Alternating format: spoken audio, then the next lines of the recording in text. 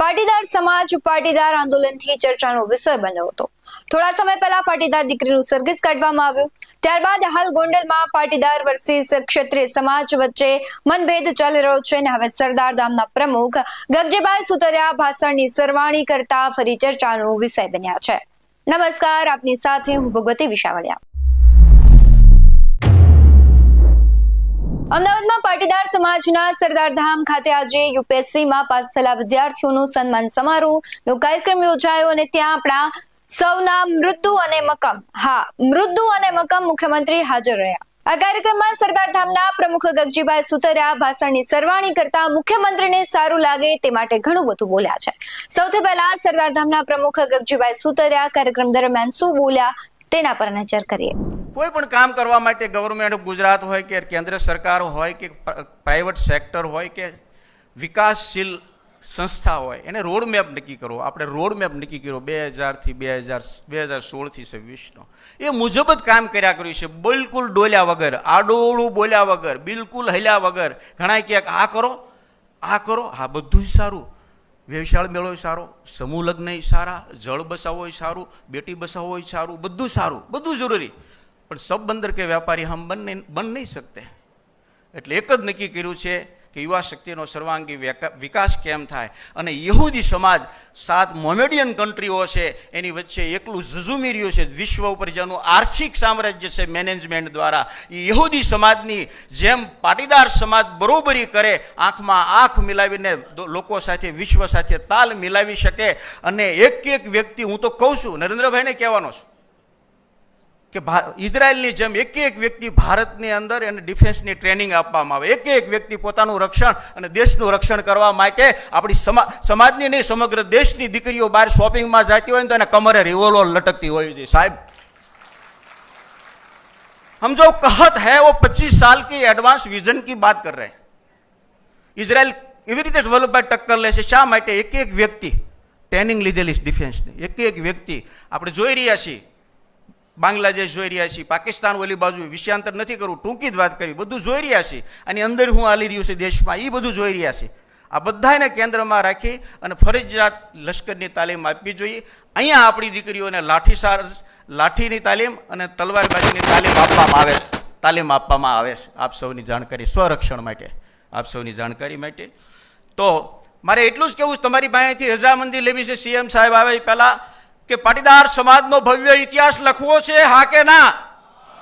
સરદાર વલ્લભભાઈ પટેલના સપનાના સમાજનું નિર્માણ કરવું છે। કડવા લેવાને અમીનનો ભેદ ભૂલીને સમસ્ત પાટીદારની એકતાની ડિઝાઇનને પ્રસ્થાપિત કરવી છે। આવાજ બુલંદ કીજીએ। અને વિશ્વ સાથે તાલ મિલાવવો છે। 100 આઈએસ આઈપીએસ અધિકારી બનાવવા છે।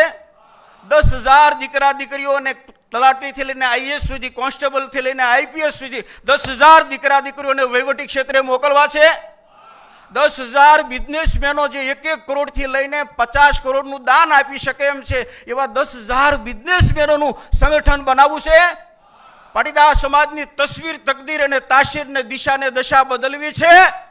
જોરથી બોલો, હા કે ના?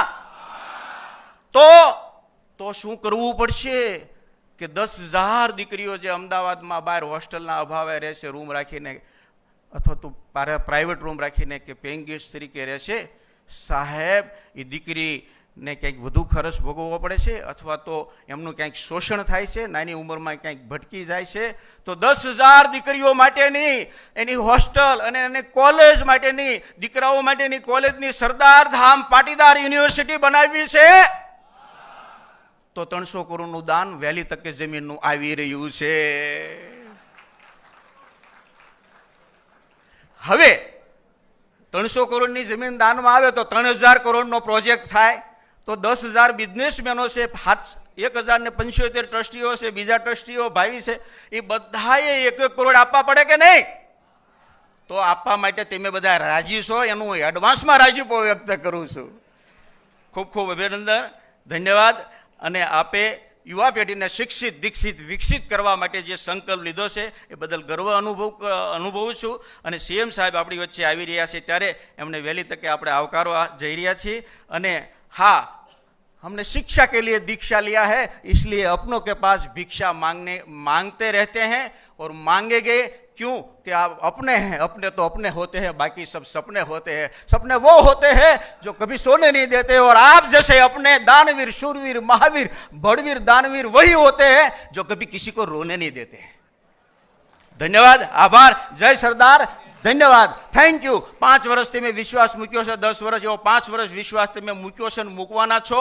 અમે પાટીદાર સમાજની દશા અને દિશા બદલવા માટે સંકલ્પ લઈએ છીએ, કારણ કે તમે અમારી હારે છો। સરદાર સાહેબના આશીર્વાદ છે, એટલે જો કહત હે वो करत है, नहीं कहत है वो डेफिनेटली करत है। जय सरदार, जय हिंद, वंदे मातरम, थैंक यू।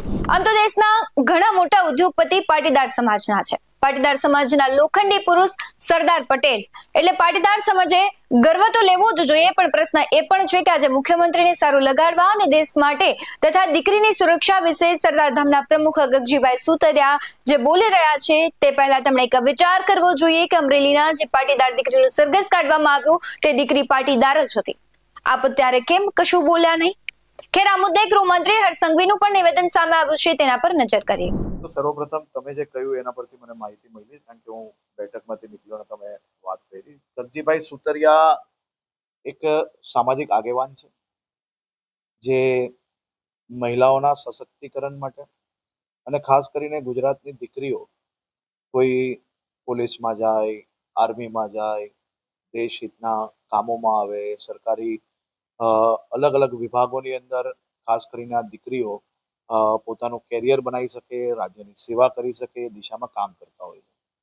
મહિલા સશક્તિકરણ માટે એ હંમેશા પ્રયત્નશીલ હોય છે અને હું માનું છું ત્યાર સુધી જેમ તમે મને જે કહ્યું એ અગર જોઈએ તો એમનું જે ધ્યેય છે એ મહિલા સશક્તિકરણમાં આવનારા દિવસોમાં વધુમાં વધુ દીકરીઓ બી પોતાના સશક્તિકરણ માટે આ પ્રકારના ટ્રેનિંગ લે, આ પ્રકારની જે પોતાનું કોન્ફિડન્સ છે એ ડેવલપ કરે, તે માટે બોલ્યા હશે હું માનું છું। અને ખાસ કરીને ગુજરાતની સુરક્ષાની વાત કરીએ તો આજે બી દેશનું સૌથી સુરક્ષિત રાજ્ય તરીકે ગુજરાત છે અને ગુજરાત એક જ એવું રાજ્ય છે કે જ્યાં દીકરીઓ પર બનેલી ઘટનાઓમાં કડકમાં કડક પગલાં જ માત્ર ભરાતા નથી, પરંતુ એ કોર્ટની અંદર બી લડીને રાજ્ય સરકારે દીકરીઓ પર જો કોઈ ઘટના બની હોય તો એની ઉપર સખ્ત કદમ ઉઠાવીને સખ્તમાં સખ્ત સજા અપાવવામાં ગુજરાત સફળ થઈ છે। તમે સૌ એના સાક્ષી છો કે 100 દિવસ અંદર ગુજરાતની અનેક દીકરીઓને ન્યાય અપાવવામાં ગુજરાત સરકારને સફળતા પ્રાપ્ત થઈ છે। ખાસ કરીને જઘન્ય અપરાધમાં તો ફાંસીની સજા, હમણાં જ 2 દિવસ પહેલાની વાત છે, ભરૂચ જિલ્લાના અંકલેશ્વરમાં માત્ર 72 દિવસની અંદર કેસ ચાલીને ગુનેગારને ફાંસીની સજા સંભળાવવામાં આવે। કે સુરત શહેરની વાત હોય કે પછી ભાવનગરની વાત હોય કે પછી અલગ અલગ જિલ્લામાં ઐતિહાસિક જે ચુકાદા આવ્યા છે એ જોશો તો જ અંદાજો આવશે કે આપણા રાજ્યમાં તારીખ પે તારીખની જે માન્યતા હતી, જે લોકો એવું માનતા હતા કે સામાન્ય રીતે કોઈ ઘટના બને તો વર્ષો વર્ષ સુધી આપણે તારીખ પે તારીખ મહેનત જ કરવી પડે પરંતુ ન્યાય ના મળે, પરંતુ ગુજરાતની અનેક અદાલતોએ આ પ્રક્રિયામાંથી લોકોને જે વિશ્વાસ કાયમ અને વધુ વિશ્વાસ બની શકે તે માટે જે પ્રકારના પગલાઓ લીધા છે, અને ગુજરાત પોલીસે એક પછી એક ચાર્જશીટો જે ગણતરીના દિવસોમાં ફાઇલ કરી છે, માત્ર 2 વર્ષની અંદર 11 થી વધારે લોકોને ફાંસી 100 દિવસની અંદર અપાવી એ ખૂબ મોટો વિષય છે। અને ગુજરાતની સુરક્ષા, શાંતિ, સલામતી એ આપણે સૌ લોકો આ જ પ્રકારે વધુ મજબૂત બને અને આવી કોઈ ઘટના ગુજરાતમાં બને જ નહીં તે પ્રકારની પરિસ્થિતિ ઊભા કરવા માટે ભૂપેન્દ્રભાઈ પટેલની સરકાર કાયમ છે। ગગજીભાઈએ હંમેશા મહિલાઓ સશક્ત થાય, મહિલાઓ દેશ સેવામાં આગળ વધી શકે તે દિશામાં હંમેશા બોલતા હોય છે અને હું માનું છું કે એ જ દિશામાં એમને આજે બી કયું છે? આભાર. આપ મહિલાને શિક્ષણ માટે ગગજીભાઈ કામ કરો છો એ સારી વાત છે, પણ સિક્કાની બંને બાજુ આપે જોવી જોઈએ. આપ સુરક્ષાની વાત કરી રહ્યા છો તો હજુ ગુજરાતમાં મહિલાઓ સુરક્ષિત જ છે તેવું હર્ષ સંઘવી કહી રહ્યા છે. બાકી હાલ જે ગુજરાતમાં સુરક્ષાના બણગા ફૂંકાઈ રહ્યા છે તેના રોજ દ્રશ્યો સામે આવે છે જે અમે અને તમે બંને જોઈ રહ્યા છે. ખેર આ મુદ્દે આપનું શું કહેવું છે કમેન્ટ કરી જરૂરથી જણાવજો. આવા જ વધુ અહેવાલો સાથે ફરી મળતા રહીશું. તમે અમારી યુટ્યુબ ચેનલને સબસ્ક્રાઇબ કરવાનું, અમને ફેસબુક અને ઇન્સ્ટાગ્રામ પર ફોલો કરવાનું ભૂલશો નહીં. બાકી નવી અપડેટ્સ મેળવવા માટે આપ જોતા રહો BS9 TV ન્યૂઝ. નમસ્કાર.